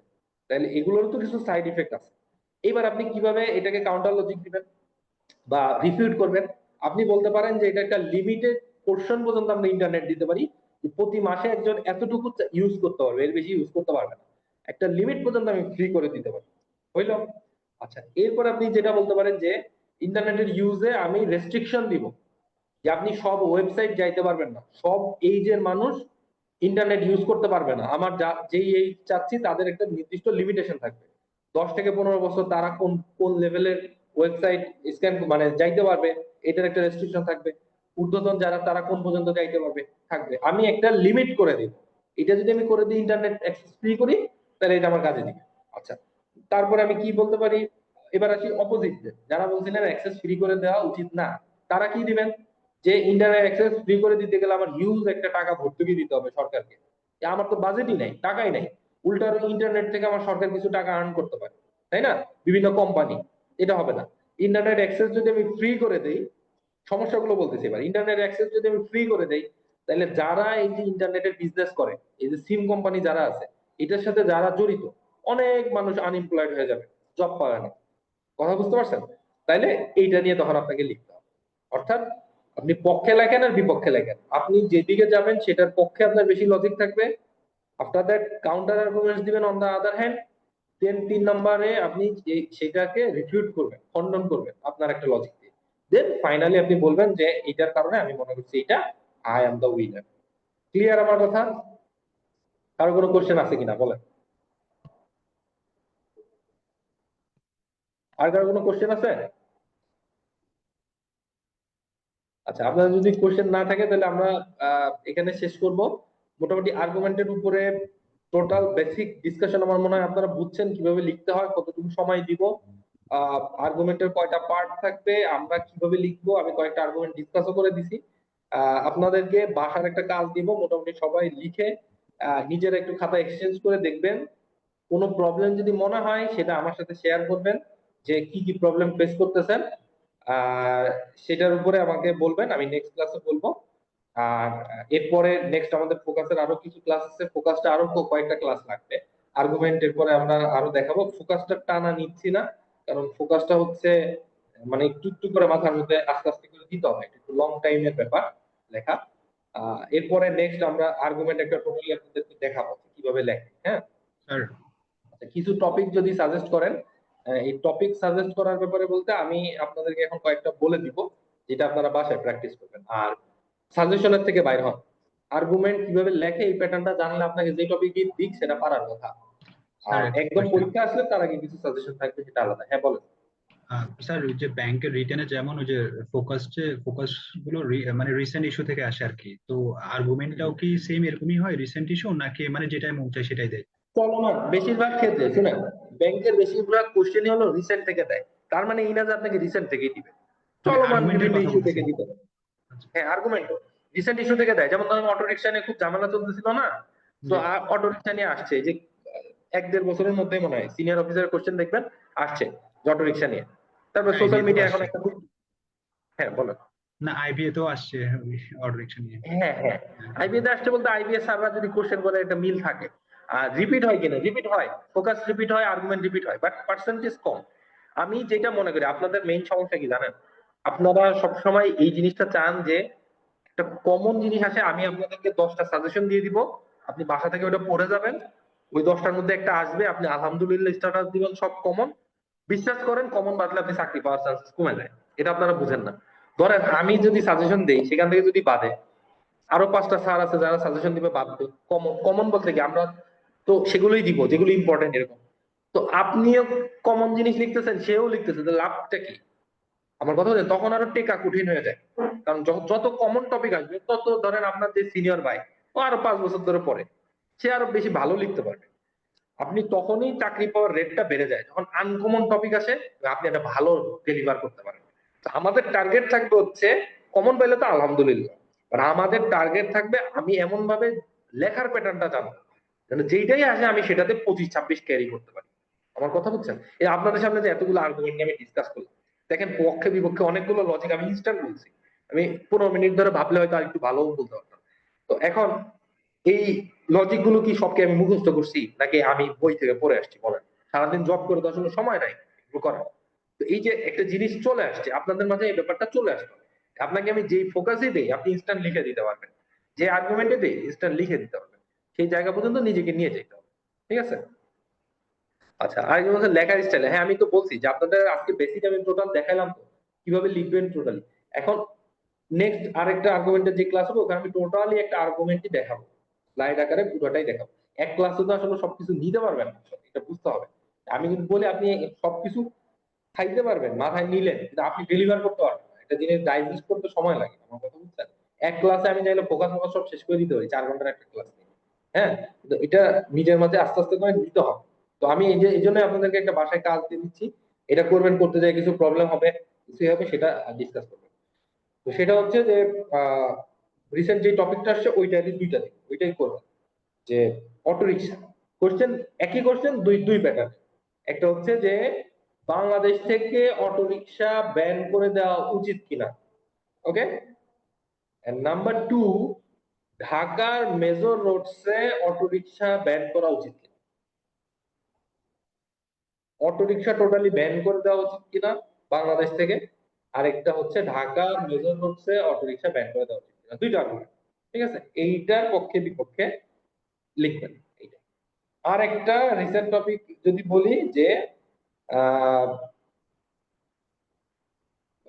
আপনার হচ্ছে আমাদের ইকোনমিক সিচুয়েশন বিবেচনা করে যে রেফারেন্ডাম যে হইতে যাচ্ছে গণভোট, আমাদের ইকোনমিক সিচুয়েশন বিবেচনা করে এই সময়ে একটা খরচ মেনটেন করে আমাদের গণভোট আয়োজন করা উচিত কি উচিত না। উচিত কেন, মানে জুলাইয়ের স্পিরিট যদি আমাদেরকে ধরতে হয়, আমাদের 52 বছরের কালচার থেকে যদি বের হইতে হয়, একটা ভালো জায়গায় আসতে হয়, গণভোট দরকার। আবার এট দ্য সেম টাইম আমাদের কোন একটা পলিটিক্যাল দলের লিডার বললো যে আমাদের এত ক্রাইসিস, টাকা পয়সার মাঝে আমরা একটা এক্সট্রা ভোটের অ্যারেঞ্জ করে এত হাজার কোটি টাকা কেন লস করবো, তাই না? তো এই যে একটা কন্ট্রাডিক্টরি ইস্যু, ধরেন আমি দিলাম এটা, আর এটা যদি কারোর কাছে কঠিন মনে হয় তাহলে আরেকটা সিম্পল দিই। হ্যাঁ, এটা যদি কেউ লিখতে চান আমি খুব হ্যাপি হব, যে একটা রিসেন্ট টপিক। আরেকটা রিসেন্ট টপিক, বাংলাদেশ ব্যাংকের স্বায়ত্তশাসন দেওয়া উচিত কি উচিত না।